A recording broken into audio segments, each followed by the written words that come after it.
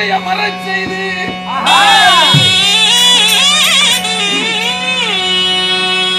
அவன் சூழலால் பகடையாடினான்.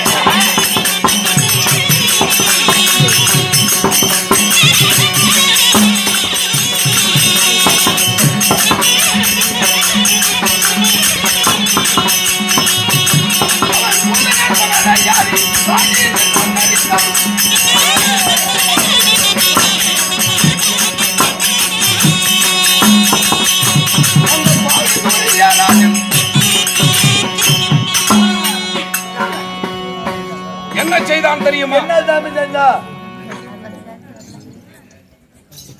மண்டபத்தை ஒன்று கட்டினான். மர்மமாக வரவழைத்து தந்திர மார்க்கமாக என்னை அமர வைத்து, தர்மா, ஆனால் சத்திரியர்களுக்கு பகடை என்றால் பிடிக்கின்றானே, பகடை ஆட்டத்திலே கொஞ்சம் ஆடலாம் என்று என்னிடத்திலே தந்திரத்தை காட்டினான். இதை அறியாமல் நான் பகடையிலே அமர்ந்து அவன் மாமனாகிய ஜகனை வைத்து என் இடத்திலே பகடை ஆடினான். இந்த பகடை ஆட்டத்திலே அங்க வஸ்திரம் ஆணிமுத்து கோட்டு என்னுடைய மணிமகடம், என் நாடு நகரம் நவநீத செங்கோல் என் அண்ணன் தம்பி அனைத்து பேரையும் வைத்து ஆடினேன். அந்த ஆட்டத்திலே அனைத்து ஆட்டத்திலே நான் தோல்வி விட்டேனா? உண்மைதான். அதன் பிறகு ஆனால் பாஞ்சாலியை வைத்து ஆடினால் மிகவும் ஜெயித்து விட்டால் அனைத்தும் பெற்று விடலாம் என்று தந்திரத்தை காட்டினான் அந்த ஜகனி. இதை அறியாமல் நான் என்ன செய்தேன்? பத்தினி பாஞ்சாலி ரகுபதாவை வைத்து நான் பகடையிலே ஆடினேன்.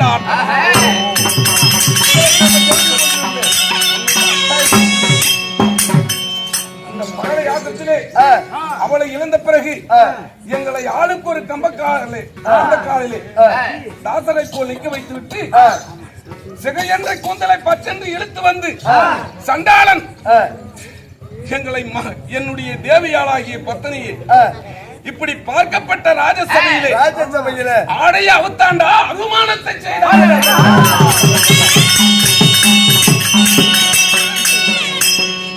அப்பொழுது பாண்டவர் பிழைக்க வழியது என்று நான் கேட்கின்ற போது அப்பொழுதுதான் நீதி வழங்குகிறான். என்னுடைய பெரியப்பாராகிய திருதராட்டிய மகாராஜன் துரியோதனனும் பகடையாடிய பாண்டவருக்கு ஆண்டு 12 ஐயா வாசம் என்று மறைவாக இருந்து கொண்டால் பங்குள்ள பிரகாரம் பாதி நாடு என்று குருபெரியோர்கள் கட்டளை. இந்த கட்டளையை சிறமேல் கொண்டு கருத்துதே தண்ணி வெளுத்துதே பால் என்று நம்பிய பாண்டவர்கள் ஒவ்வொரு வனமாக நாங்கள் காணக புறப்பட்டோம். ஆனால் ஒன்னாவது தவதி வனம் என்று சொல்லக்கூடிய தவதி வனத்திலே சென்று சூரிய இடத்திலே அச்சா பாத்திரம் வாங்கிய காணபடினால சூரிய வனம் என்று பெயர். ஒன்னாவது சூரிய வனம், இரண்டாவது ராமரிஷி வனம், மூன்றாவது முறுக்கு மகாரிஷி வனம், நான்காவது கால மகாரிஷி வனம், ஐந்தாவது சைந்து மகாரிஷி வனம், ஆறாவது காமதேன் பருவம், ஏழாவது கந்திரு பருவம், எட்டாவது குருமகாரிஷி வனம். இந்த குருமகாரிஷி வனம் வரைக்கும் இதுவரைக்கும் உண்ணுவது காய்கனிகள், உடுத்துவது மூங்கலாடை, படுப்பது மட்டப்பாறை, குளிப்பதும் துணைநீர், கல்லே தலகாணி காணகமே பஞ்சமத்தை என்று என்னுடைய மாமன் அருளை பெற்று நாங்கள் கானகத்திலே வாழ்ந்து கொண்டு வருகிறோம். ஆனால் திரியோர் இட்ட கட்டளை என்ன? வருடம் ஒரு முறை வருடம், ஆனால் ஒரு வருடம் ஆகிவிட்டால் ஒரு வனத்தை விட்டு அடுத்த வனம் புறப்பட வேண்டும். அந்த வனத்திலே மீண்டும் கண்டுவிட்டால் இன்னும் 12 ஆண்டு காலம் மீண்டும் ஓட்டுவோம் என்று கட்டளை. அதனால் குருமகாரிஷி வனம் இன்றோடு முடிய போகின்றது. நாளை விடிந்தால் ஆனால் 9வது வனம் புறப்பட வேண்டும். இந்த 9வது வனத்திற்கு புறப்படுவதற்காக என்னுடைய தம்பிமார்கள் காய்கறிக்காக 4 திசையிலே சென்று விடுகின்றார்கள். பத்தினி ரகுபதாவை அழைத்து அனைவரும் நாங்கள் அடுத்த வனம் போக வேண்டும். அடுத்ததாக கோபதியை சீக்கிரம் அழைத்து உடனே புறப்படுவதாக.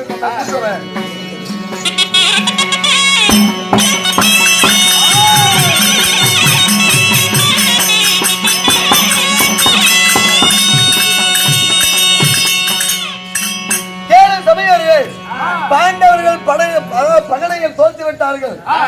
தோல்வியடைந்த காரணத்தினால ஆண்டு 12 வருஷம் போக வேண்டும் அல்லவா? அதற்காக 8 ஆண்டு முடிந்து விட்டது. இருந்தால் 9ஆம் ஆண்டு போக வேண்டும். அப்படி 9ஆம் ஆண்டு போவதாக இருந்தால் அவருடைய மனைவி பத்தினி என்ற ஓதா பாஞ்சாலி அம்மா இருக்கின்றாள். அவன் அடுத்து சென்றுதான் போக வேண்டும். அதற்காக பத்தினி ஓதா பாஞ்சாலி அம்மா சபைக்கு வருகின்றார். அன்னவரால் மற்ற விஷயம் பின்னா